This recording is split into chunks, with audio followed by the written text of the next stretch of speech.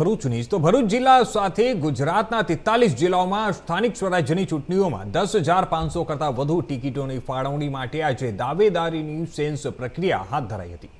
સ્થાનિક સ્વરાજ્યની સંસ્થાઓની ચૂંટણીને ધ્યાને લઈ ભરૂચમાં ભારતીય જનતા પાર્ટીના નિરીક્ષકોએ ઉમેદવારોની સેન્સ પ્રક્રિયા હાથ ધરી હતી, જેમાં ચૂંટણી લડવા ઈચ્છુક ઉમેદવારો મોટી સંખ્યામાં દાવેદારી નોંધાવવા માટે ઉમટ્યા હતા।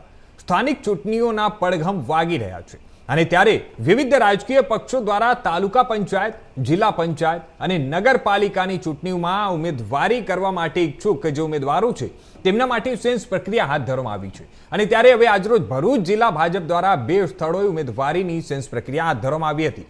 જણાવી દઈએ કે ભરૂચ શહેરના સ્ટેશન રોડ ઉપર આવેલા જિંજર હોટેલ ખાતે ભરૂચ તાલુકા, જંબુસર નગરપાલિકા, તાલુકા પંચાયત અને આમોદ નગરપાલિકા તાલુકા તેમજ વાગરા તાલુકાના ઉમેદવારોના પ્રદેશમાંથી નિમણૂક કરેલા નિરીક્ષકોએ સેન્સ લીધા હતા।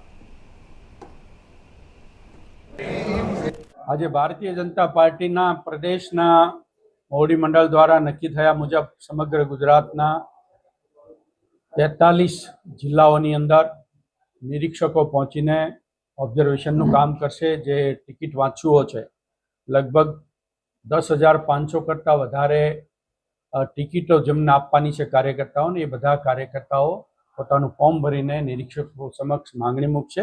અને એ માટે આજે અમે 3 મિત્રો, હું ડૉક્ટર જીવરાજ ચૌહાણ, પૂર્વ પ્રદેશ મંત્રી, મારી સાથે આઈટી સેલના કન્વીનર ગુજરાતના શ્રી નિખિલભાઈ પટેલ અને ગોધરાથી પ્રતિમાબેન પરમાર પ્રદેશ કારોબારીના સભ્ય છે।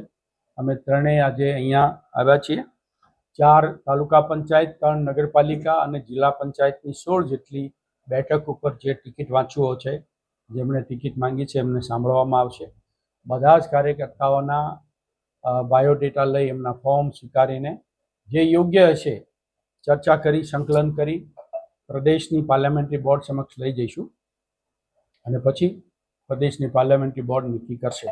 તો આજે અમે 3 મિત્રો અહીંયા ભરૂચમાં જિંજર હોટલમાં નિરીક્ષકો તરીકે કાર્યકર્તાને સાંભળવા આવ્યા છીએ। અન્ય પક્ષમાંથી જોડાયેલા લોકોને શું ટિકિટ આપવામાં આવશે?